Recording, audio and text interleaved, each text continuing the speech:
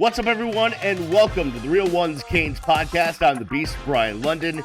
He is Brandon O'Doy. Do us a favor. The show is growing. It's getting big, people. Go subscribe wherever you get your podcast, Amazon, Apple, Spotify, all those places. And go find the YouTube channel as well. And we post all the videos up on there. So, we got a couple of big stories in Canes Nation to discuss. The schedule for next season did come down. We don't have times yet, but we have dates. We'll get into that in segment number 2. But the big news from yesterday, we all kind of woke up and was like, what is this? Oh, it's Jacurri Brown on the Momentum podcast. And the Hurricanes quarterback definitely dished. He was unfiltered. It was a great job by Mo Hassan and Devin Perry on the Momentum podcast, getting Jacurri to open up a little bit. Brandon, you're the one that sent it to me, and it blew my mind. What were your thoughts overall on Jacurri's appearance on the Momentum podcast? Well, it's debatable whether or not he should have been able to do that. I mean, we've been credentialed media members for a long time, and we know if you don't go through media relations at the University of Miami to get an interview with a football player, you're probably treading on thin ice. I mean, but, you know, Mo Hassan and Perry took advantage of the fact that they are not credentialed members of the media at Miami, and they got a great big get as far as getting a chance to sit down with Jacurri Brown. And what made it so special, Beast, is because this is a guy we've not been able to hear from.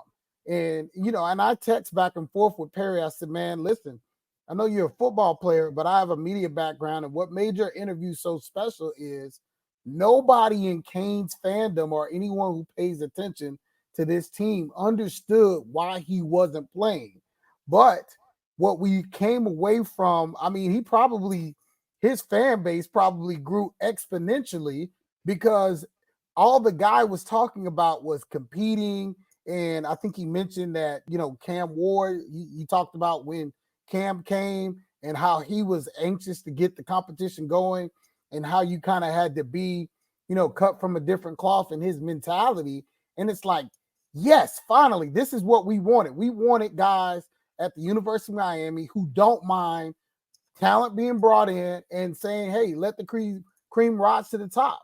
And it's like I said, Beast, there's no better person to bring in for Jacurri Brown than Cam Ward because they are like mirror images. One just has more experience and has played more college football. So if I'm the University of Miami, yeah, I know he got a slap on the wrist and he put out the tweet, sort of apologizing leadership because, he took some veiled shots at Tyler Van Dyke and it, you know what? I didn't have a problem with it because I have said on this podcast all along that football wasn't that important to Tyler Van Dyke. And Jacurri Brown basically told me, hey, Brandon O'Doy, you have been right. And I liked that. And I was excited about being proven right because, Beast, when you tell the media after a big loss that maybe you're not preparing as well as you should have for games, that's something that's an unforgivable thing for a senior leader and a high NIL guy to say at the quarterback position. And you kind of, just eased and wasted away what should have been a 10-11 win season for the University of Miami because of, you really just didn't prepare, didn't come to play, and didn't really have that dog mentality. And, he said, oh, I don't want football to define me and all these other things. And that's just dog whistling for, hey, guys, this isn't that important to me. I got other things to do. If I do well at football, fine. But, I'm going to be okay. I'm going to graduate. I'm not worried about where my next meal is coming from. I'm not looking to become a millionaire off this. And so, I know he wasn't supposed to do it, but thank God he did. And just a great get by Hassan and Perry. And, I just enjoyed every second of it. So a couple of things. First, just to let you know, the Momentum podcast, Mo Hassan, he was the guy that played at Dillard, quarterback.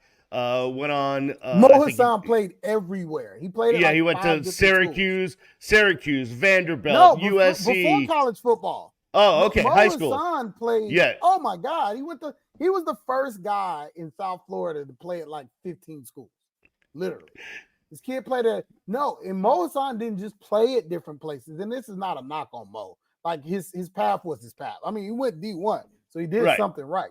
But he literally would be at a place in the spring and be at a different place in the fall. That's like, we joked about it all the time. Like, God, this guy Mo Hassan, he's still playing football. Like, it was just like it seems like he's been around forever, you know? Yeah, and he's a smart dude, man. He's got a degree in Super economics smart. and history from Vanderbilt. He's got a degree in applied psychology from USC. He's got a big time charity called Second Spoon. Where he basically takes leftover food from all these huge training tables, distributes it to the unhoused. So it's he does a lot of good things, and he's been around at a bunch of D1 schools. And his running mate on the podcast, Devon Perry, was a walk-on running back at Miami who had a fabulous spring at one point. But so that's the Momentum podcast. But here's my takeaways. One. I was really impressed by Jacurri Brown, how he was able to express himself, so intelligent. I think he's grounded. And he talked a little bit about his childhood. His dad, lives in Delaware. He moved out in 8th grade. He lived with a friend. Like, he was taking bus hours to school. Despite all of that, has stayed grounded, has stayed humble. I think I loved his comments on competition. I loved his comments on loyalty. I really, really, like you said, I fell in love with him even more than I was by watching this interview. Did he say some things that maybe he might take back? Sure. But I think it's refreshing to see. We always, going back to the days of Butch Davis, when I and Dennis Erickson, and we always would say, hey, listen, like, these kids have great stories. A lot of these kids are great kids with all sorts of stuff about them that people would love to know. We just want to be able to tell their stories. And you, whoever that may be, whoever the doorkeeper was at the University of Miami, are preventing us from telling these stories. You don't give us the access. You don't let us know what's going on. We can't showcase how great these kids are. And this was an example of that. Now, in the world of new media, right, Brandon, and you're a media savant, you've got a huge background in this. The paradigm is shifting because now these kids can have their own platforms, right? Like, they don't necessarily need us to tell their stories. Is that a good thing? I don't know whether it is or not. Like, you and I, and those of us that are credentialed have some training and know how to handle these situations. Mo and Devin, I give them props. They're not credentialed. They don't have to bear that responsibility of, hey, if I screw up, I can't go to the press box, or I can't go to the next press conference. I can't talk to this kid, that kid. So they're not living by the same rules. But I do think we've reached the era, and you see it in the NFL all the time. I mean, you look at the Kelseys and their podcast. You look at the NBA. Half the players have their own podcast. Where kids are able to tell their own story. Players are able to tell their own story. And it does bring out a different side, and I liked it. But my overall thought was, yeah, maybe Jacurri said a couple of things that he might have back and stuff on Tyler and whatnot. But overall, I became way more impressed with the kid. And we did find out a couple of nuggets. That one, he did ask to be redshirted. And two, the FSU week, he clarified it several times. He was supposed to be the backup. Tyler was third string. Tyler had been benched. Emory got hurt. He thought he was going in, and instead, they went to Tyler Van Dyke. Interesting move. I can see the pluses and minuses on it. But listen, that's in the past, and I think moving forward, you're right. He's going to compete his butt off with Cam Ward, and if worse comes to worst and he backs up Cam, he's going to learn a lot from that guy, and we're going to see a stronger Jacurri Brown after it. I just hope he's not penalized for doing that pod, because sometimes that can get under coaches' skins, and they feel like, man, you're kind of letting things out of the barn, so to speak. And I just hope he doesn't get put in the doghouse, for that, because I don't think most Canes fans have any issue with what he said. I mean, Tyler basically put his resume down. You either like what he did here or you don't. And he's no longer a Hurricane. So there's no reason to protect him. Like, it's just, he didn't say anything disparaging about the coaching staff.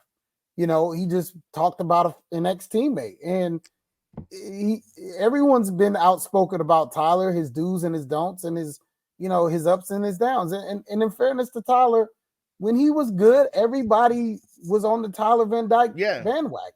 Yeah. And when he started throwing picks and costing the team games, people start getting off of it. And it was just, that's the life of a quarterback. That's just how it goes. It's super fair. You know what I mean? And I just think Brown, he highlighted that, but God, he came away so likable and so new, so old school Miami. And it's just like, wow, I love that, because even if he doesn't win the job, he's going to be breathing down the throats of Cam Ward and Reese.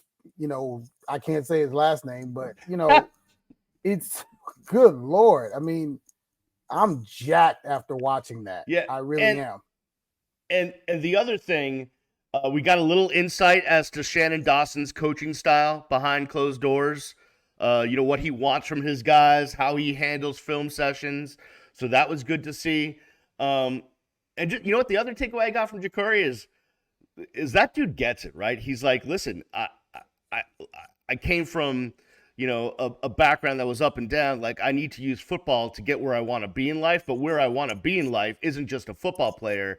It's, man, I'm studying criminal justice. I'm studying animal biology. I want to be this kind of doctor, that kind of doctor. When football's done, I want to have a ranch in Texas, and I'm gonna get there. Like, I'm gonna work hard to get there, no matter what I do. I think his perspective.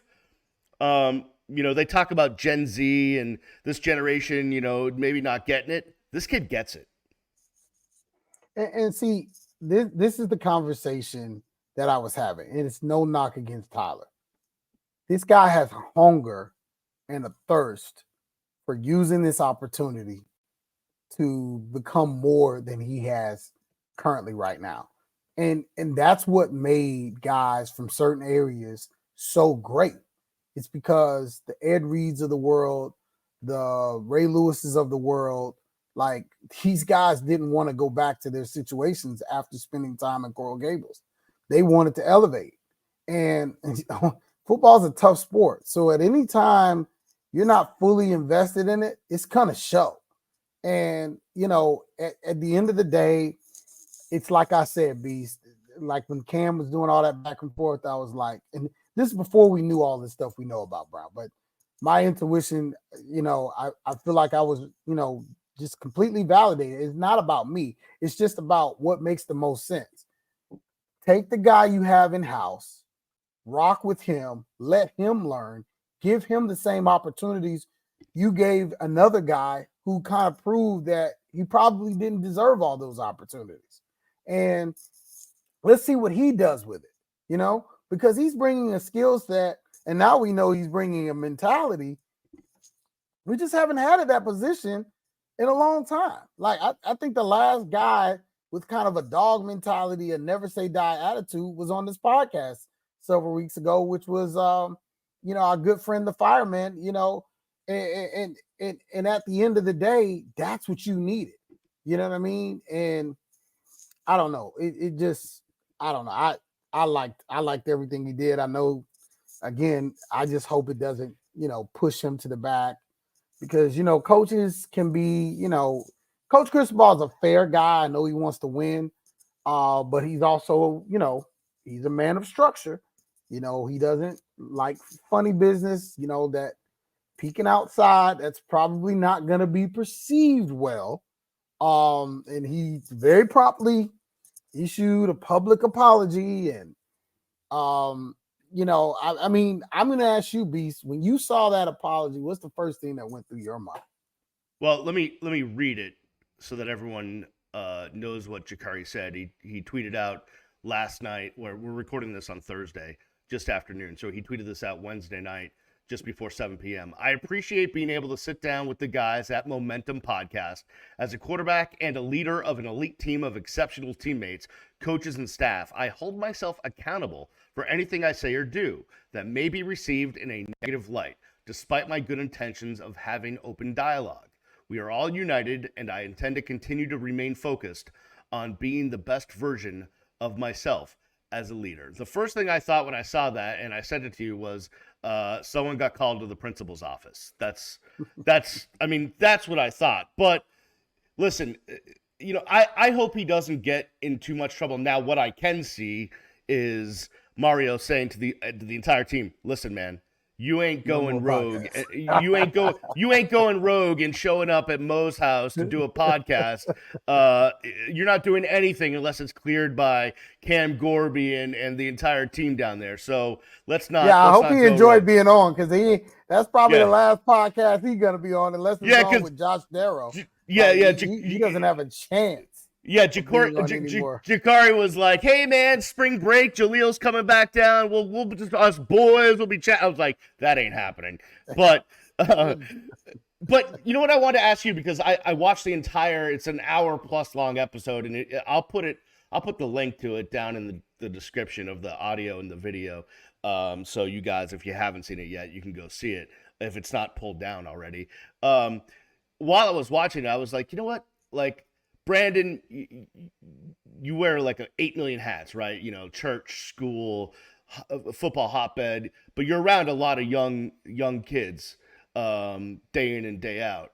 And I'm thinking to myself, I bet you Brandon, in some of these teaching moments, whether it's at church, school, football hotbed, might pull some clips from this and say, "Hey, look at how this kid is holding himself. Look at how he's staying grounded and has his eye on the ball and X, Y, and Z." To me, if I'm Mario, right, I get it. Like, I have to be upset because he kind of went outside the house.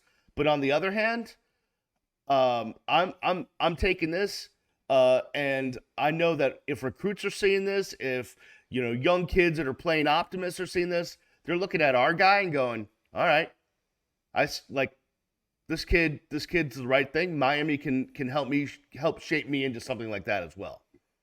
Listen, I'm sure that's his last podcast, and I'm sure Coach Cristobal called a team meeting or team chat and communicated what needed to happen moving forward. Cam Gorby probably had one of the worst evenings he's had in a good long time. For sure. So shout out to you, Cam, because there's nothing you could have done to prevent that. That is not your fault. But I will say this, the competitor in Mario Cristobal, and I know this for a fact that he's super competitive, the competitor of Cristobal loves that. I think if you got your third string, and we're just assuming he's third string, because you don't bring in a Reese and you don't bring in a Cam to sit them on the bench. You know what I mean? Like, right. They're part of the plan here. So if you got a guy that's in your depth chart at quarterback talking like that, you're in really good shape as a program. Because, and you're absolutely right, the thought crossed my mind, like, hey, show these guys coming forward, like, hey, as good as you are, as highly recruited as you are, when you walk into a quarterback room, there are going to be some dudes in there, and, you're going to have to prove you belong, or are you going to be getting in that portal? And you want to have guys with mentality. It's just like how Caleb DeBoer wanted to replace Nick Saban. Like, most people would have run kicking and screaming as far away from that opportunity as they can. Like, I don't want anything to have to do with, being the guy after the guy, And so that's why I like, that choice, because whoever stepped up for it and said, yeah, I'll take that challenge on. That's kind of a guy that you automatically look up to, like, all right, you know what I mean? You got the guts for that. Like, that's what it takes. So I know Mario Cristobal liked, it probably wasn't good for the corporate University of Miami, but in quiet circles, probably to himself and reflecting, he's like, heck yeah, I like that attitude. Like, I just hope, again, that it doesn't get held against him. And I don't know whatever else has gone on with Jacurri. super curious to me. He called it out about Florida State not playing. I don't know why this kid didn't play last year. I just don't know. Well, I mean, we know it just, we know that he asked to the red shirt, right? He because yeah, but that's four games. You can play him 4 full games. Well, I mean, he basically told you, right? The way that they were going to use him was as a runner, and he wants to develop himself as a passer. He doesn't want to be known as a runner. So there's that kind of conflict going on.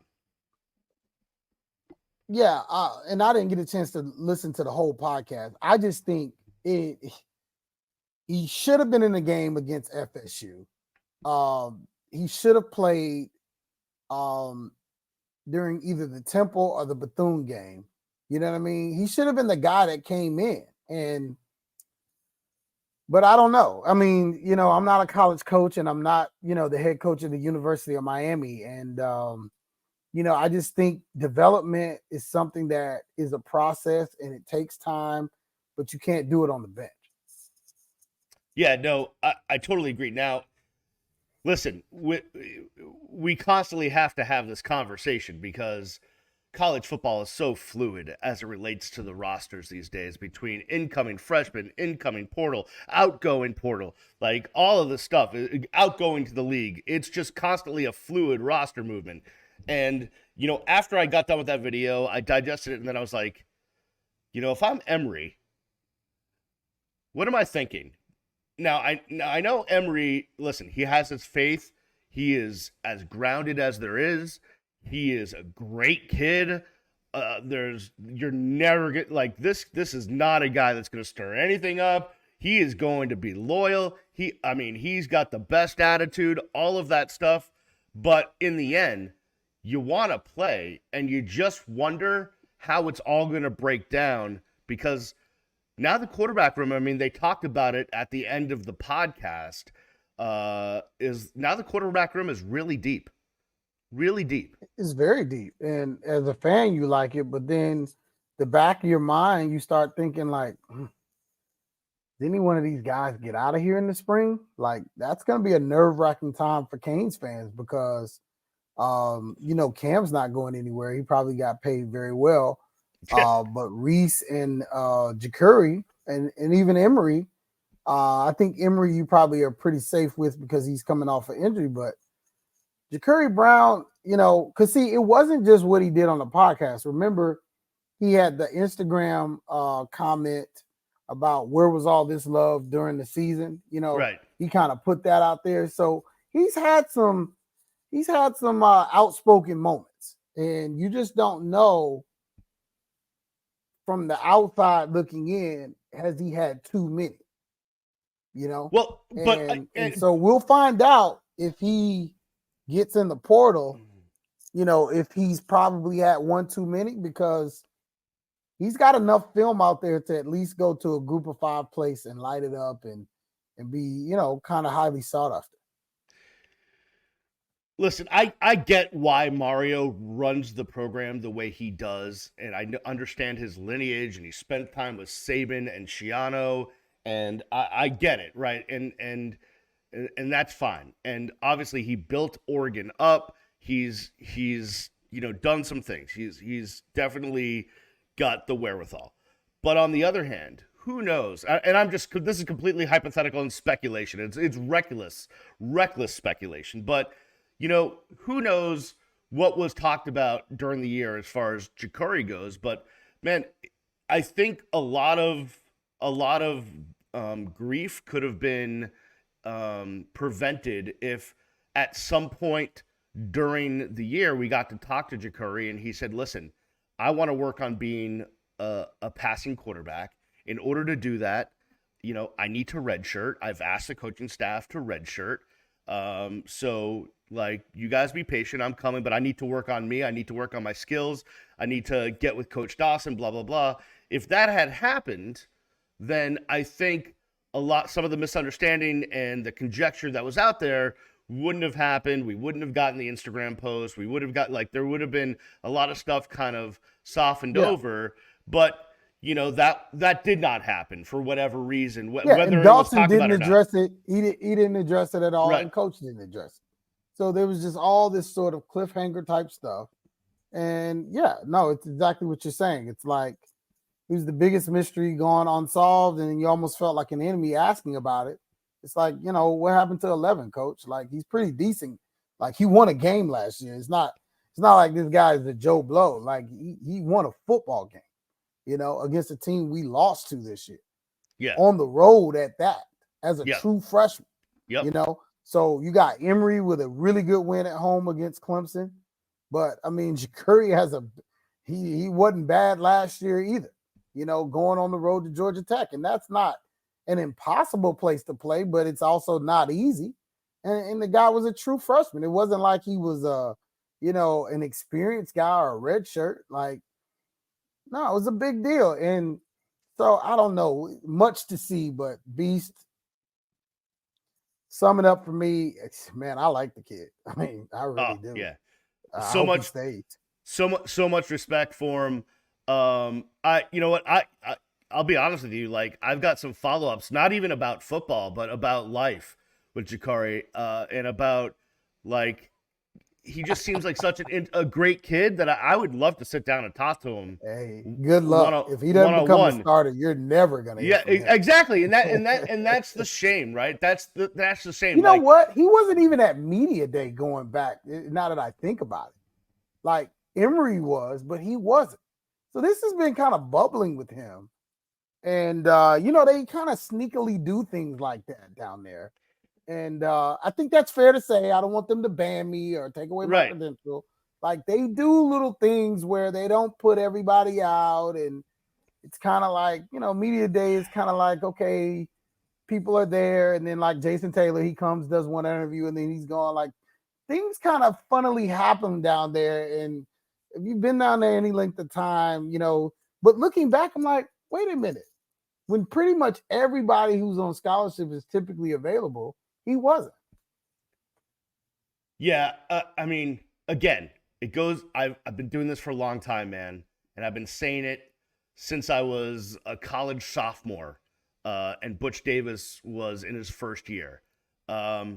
These kids have great stories to tell, and there's always going to be knuckleheads. There's knuckleheads on every team from Optimus to the NFL, right?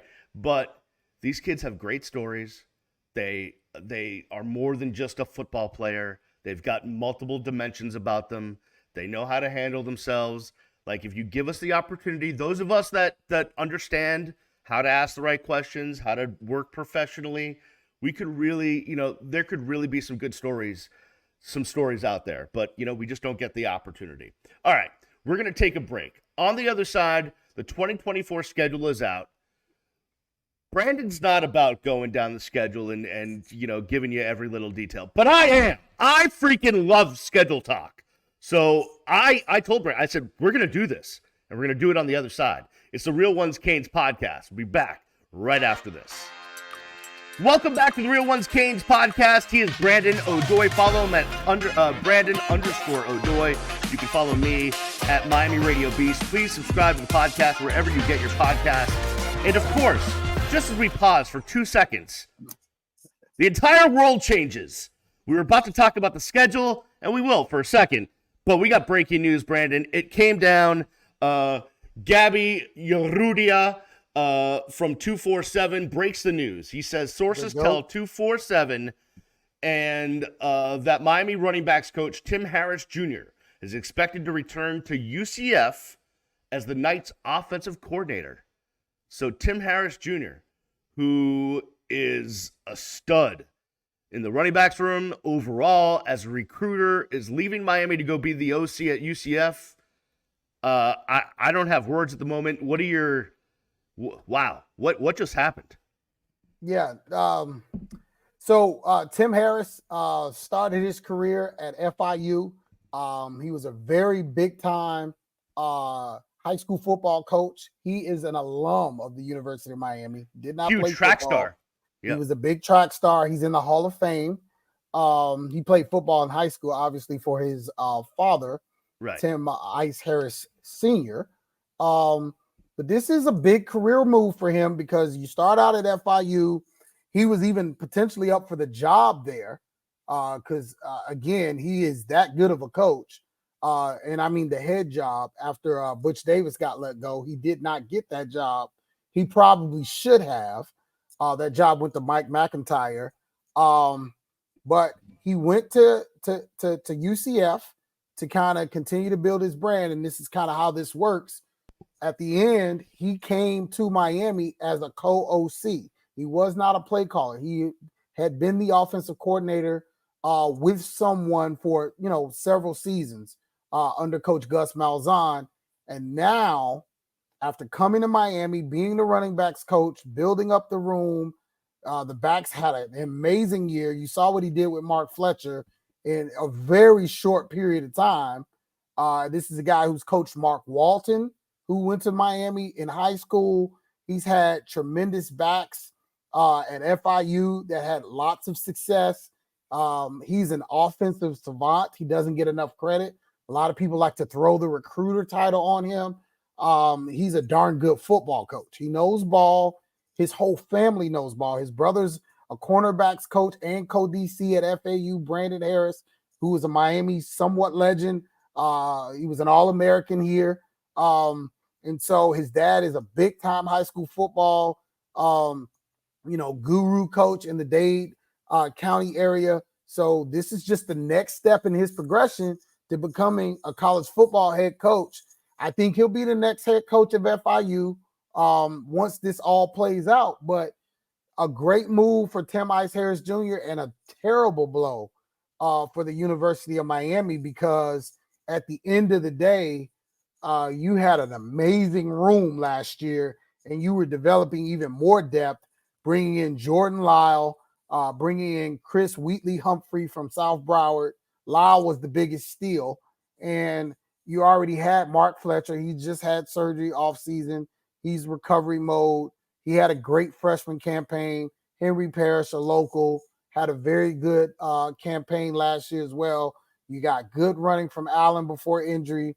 You even saw flashes from CJ from Dillard as a true freshman as well. You're getting Trevante Citizen back. So you were excited about what was happening in that room under Coach Tim Harris. And now all of a sudden, you got to go find a coach. And then this is the worst part. You're having to find a coach after the cycle. So there aren't a lot of good and talented guys sitting around. You're going to have to go steal someone. Now, let me point you in the direction of where this may lead.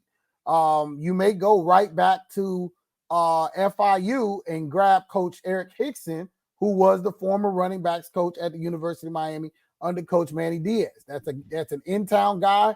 You can just reach across the aisle and say, hey, we'll take him right back. A local Broward County legend, a guy that, will keep everybody at bay, a familiar face to a lot of guys. I don't think Coach Smith would want to come back from Ole Miss, at this juncture.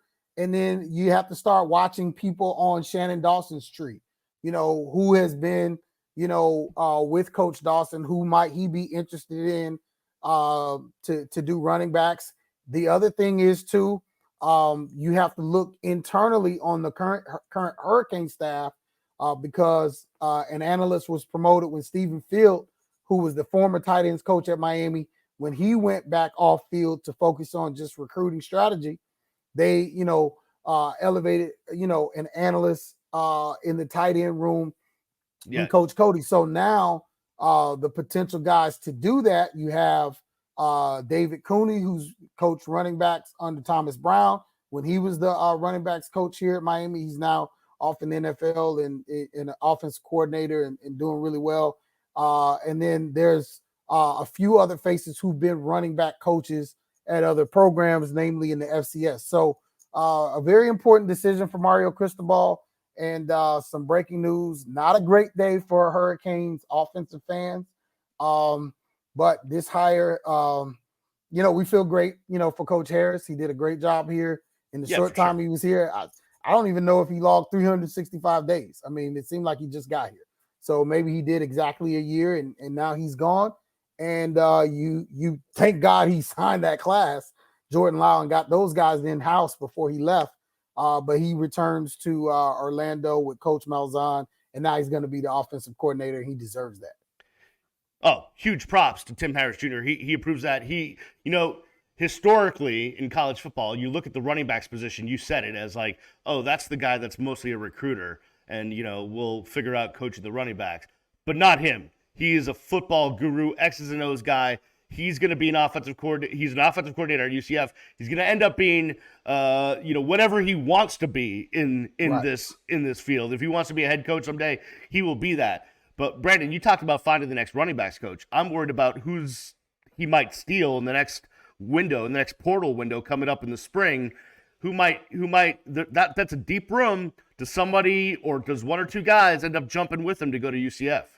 Well, thank God Jordan Lyle doesn't report until the summer, because he would be the first person that I would think would be a problem. But I don't think you have to worry about Fletcher. He had too good of a year here. Plus, he's coming back off an injury. The guy I would be concerned about if I was Canes fans is Henry Parrish, the veteran. Yep. UCF had a really strong running room last year. I actually text coach about the room that he built. I got a chance to watch them in person.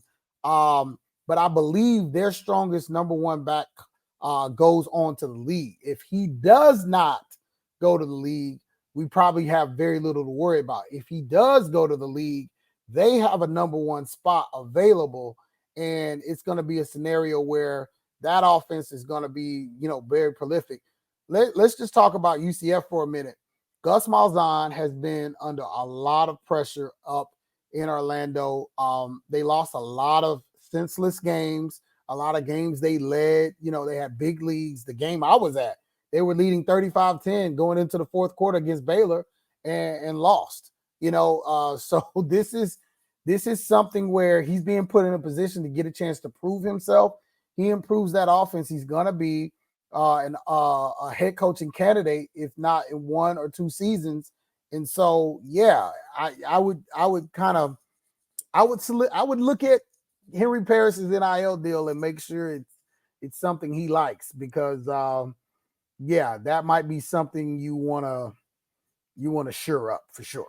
Yeah, so RJ Harvey was the outstanding running back from UCF, had over 1,400 yards this past season. He did announce in December that he was going to stay for his senior season and not go to the NFL draft. So we'll see how that impacts things. And if he sticks with that, he could decide to go to the supplemental if he wanted to NFL draft. But it seems like that's going to be the roster at UCF. Wow, huge news coming down from 247 and Gabby Urrutia that Tim Harris Jr. is leaving to go be the offensive coordinator at UCF.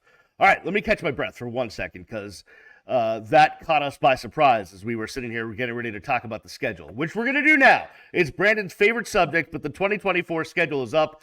So let's bring it up so the kids can see it as we talk about it.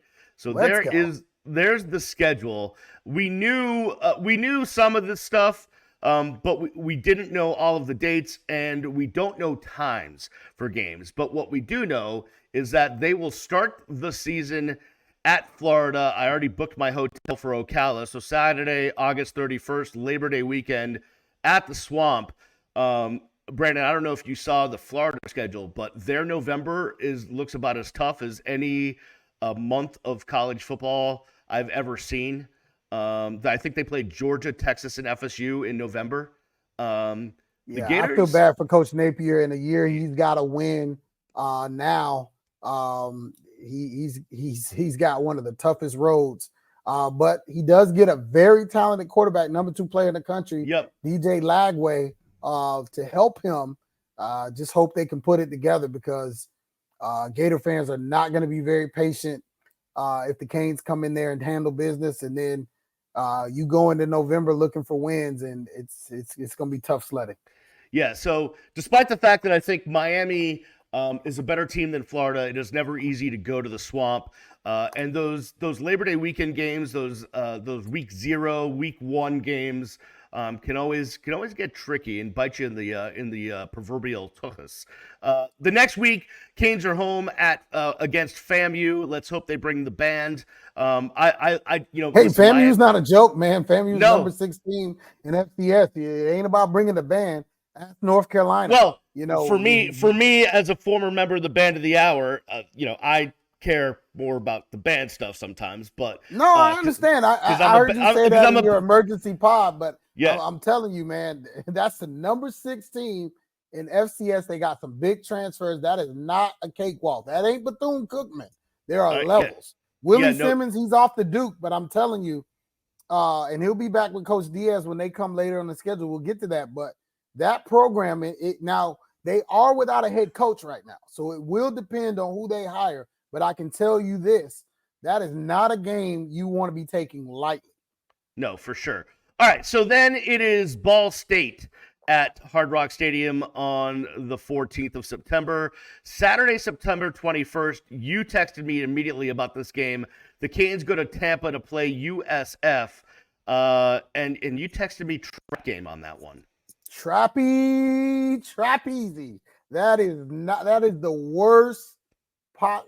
That to me, there's not a worse game on the schedule outside of at Cal and at Louisville, which you knew you had to play because that's kind of how the SEC works. That's the worst game on this schedule. It truly is. Alex Golish, that team, what they've built over there. Listen, if you don't think that game's trappy, ask Nick Saban. He Oh, for went sure. over there and almost Yep. ruined his Yep. almost ruined his legacy. 17-3, he got out of there with only his shirt. I'm telling you, that is a trappy so bad. Hate that is a game. And I'll tell you, as trappy as that game is, it will say a lot about where this program is in year 3. If you go in there and do what you're supposed to do, because you should have better talent than USF, but I'm telling you, man, you got a really good head coach over there. You got a really good staff, defensive staff, Tyler Orlando, Coach KP, who is the Miami legend. People know him around this area. You got DeMarcus Van Dyke, who just got on that staff, first round draft pick out of University of Miami. I don't like that game at all. Remember, I called it last year. I said I don't like on the road at NC State. It ended up being bad news. We never like on the road at UNC. That's just terrible. But the early game for me is September 21st. That has trap written all over it. And it's not even about because of what's before and what's behind. It's just ask Nick Saban. That is not a place. I get it. That's bad news. I don't know who scheduled that game. You should not. Well, I mean, all this. Listen, all of these games, all these games have been contractually scheduled for probably a decade before we've even gotten to here. That looks very Blake James-ish. I mean, that is bad news bears. And then you get a short week. You play on a Friday night against Virginia Tech at Hard Rock Stadium on the 27th as the Virginia Tech Hokies come to town. Then the one with these Friday night games. I mean, come on, that's football. That's high school football. That's ACC. That's ACC television. Horrible media deal. That's what that is. Then it's welcome to the new ACC because Miami will go play a conference game at Cal in Berkeley. One of the most beautiful sights you will see. I've been there a bunch. My best bud went to Cal and lives out there. I was just out there. I love that campus. I love that stadium, Memorial Stadium. It's a really old stadium, and it's so picturesque. I've already have my reservations to go out to cover that one. I can't wait for Miami at Cal, although I do have some triggering effects of going to see Miami take on Cal in a bowl game at the San Francisco Giants baseball stadium. I think it's Oracle Park now, and watching Javid Best run for like 8 billion yards against Miami. So that kind of has me. I'll tell you why I don't like that game. You got Fernando Mendoza from Christopher Columbus, coach. That is correct. Cristobal's alma mater. He's waiting to show he should have been a Hurricane, and you get a chance to play him at home. He will be highly motivated. And they've got Ott. They've got Ott. He's one of the best running backs in the country. If you haven't watched him play, go check out some video of Ott from Cal. He's unbelievable, and he's coming back. Then the Hurricanes will get a bye week. before Saturday, October 19th. I just booked my plane resis for this one at Louisville. So Miami the goes Dade to County Cardinals, baby. Yep. Another, Going to take on the Cards. another. The Florida Cards, man. Nobody wants to play those guys. I mean, Nope. that's the house that Lamar built. I don't like that one. You get Don Chaney. He's going to be super motivated. Jacurri Brooks from Booker T. Washington comes over from Alabama. You get all kind of guys that they have. Dade County Cardinals, rather. I'm not in the mood for that, but I'm pumped for the next game. Yeah, Florida State, Saturday, October 26th at Hard Rock Stadium. It's one of the best rivalries in college football. If both teams come in undefeated or one lost, Listen, remember, 12-team playoff. That game could have a big impact. That game. Hopefully, Miami comes into that game with no losses. But if they come in with one loss, that game can decide a lot. But I mean, it's gonna be rocking. I mean, I can't wait. Hard Rock's gonna be a movie. It's gonna be an 8:00 game, possibly College game day. And then the next week after that is kind of exciting also. Yeah, we have the return of Manny Diaz as he takes his Duke Blue Devils to Hard Rock Stadium as well. A lot of familiar faces on that staff up there at Duke. Mr. Pat Key, the defensive coordinator, used to be outside linebacker coach. Here, Coach Willie Simmons from FAMU is on that staff. And then Malik Murphy. Malik Murphy, who may feel some type of way, Beasts. May feel some type of way. Did not get a telephone call when he got in the portal. Little motivation. I don't know if he'll have the athletes to pull it off, but he will be motivated and he will be in Hard Rock Stadium at the beginning of November. So, yeah. Then the next week, they are at one of my favorite places to watch a college football game, and that is at Georgia Tech in Atlanta. I already scored a room at the Hampton Inn right on campus, so I can just walk to the game. I know you love watching games there in your hometown up there. Feels great to be home. 15 minutes from Mama's house. Yep, exactly. So maybe you and I will both be there for that one. We shall see. There are a lot of games I can actually make this year. I mean, away games. So I love in-state games. Yeah, no doubt about it. Wake Forest comes to town on Saturday, November 23rd. So we will see the Demon Deacons. And then Miami ends the year on the road at the Dome in Syracuse. It's been a while. And this is how things come in the ACC when you have 17 teams in a league. Every year is you're going to play someone you haven't played in a while. And it is Syracuse at the Dome. Thank goodness it's inside, Brandon. I've been to Syracuse in the winter. It is dreadful. Absolutely it's dreadful. Indoors, but, I mean, they're going to be juiced up. First-year head coach, Fran Brown. Yep. It's that funny, trappy end of the year. You're having a great season, possibly being undefeated, and then you play a game around Thanksgiving, and Miami has always struggled in those games. It's usually Boston College. This year, they did a fairly decent job of putting that away, but, yeah, got to be focused. I'm not going to sit here and do the win-loss thing. It's impossible to do now. It's too early for that. Yeah, it's way too early. But what I will say is, listen, we know somewhere on this schedule, whether it's the USF game, whether it's at Louisville, whatever it is, somewhere there is some potential loss lurking that, if Miami has their stuff together, they can try to avoid that, but it hasn't. As of recently, Georgia Tech or Middle Tennessee State lost on that schedule. Somewhere. You just got to find it. Yep, somewhere. Hopefully people have learned some lessons. Hopefully we've outgrown that. We've outgrown that. We're going to find out. Hopefully. By the way, just to circle back and put a wrapping on this thing, they asked Jacurri about. They mentioned the Georgia Tech thing, and he just kept on going. He didn't even address it. He didn't even bat an eye. He just kind of like he's a smart guy. Yeah, no doubt about it. Like He might have He's a said some smart things, dude. but he wasn't He going didn't know there. back because he knows, and I'm telling you, that is a sore topic in that building. You have to be very careful and tread very lightly when you start bringing up Georgia Tech. Yeah, I can tell you that for a fact. Yeah, no doubt about it. All right, so now we've got plenty of stuff to do for next week's show, including who is going to be the running backs coach. So we will work on that, but we would appreciate it if you subscribe and go subscribe to the podcast wherever you get your podcast. Go hit up the YouTube channel. Thank you for watching, everyone. We appreciate you always. Have a good time. We'll see you when we see you. It's the Real Ones Canes podcast. Peace.